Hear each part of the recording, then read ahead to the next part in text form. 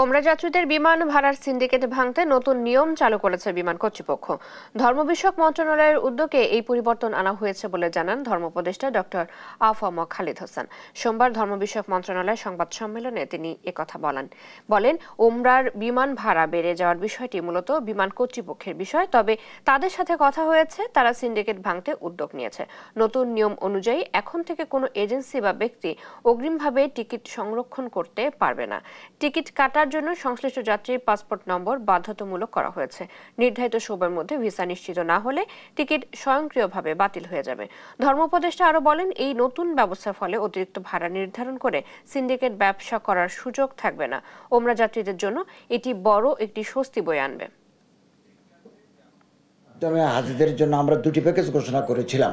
মদিনায় হজ প্যাকেজ 1 এর হজ যাত্রীদের জন্য সর্বোচ্চ 1 কিলোমিটারের মধ্যে এবং হজ প্যাকেজ 2 এর হজ যাত্রীদের জন্য 300-400 মিটারের মধ্যে ওটা করা হয়েছে। হজ যাত্রী প্রতি 1,57,391 টাকা হিসাবে 1,285 কোটি টাকার সমপরিমাণ সৌদি রিয়াল প্রেরণ করেছি।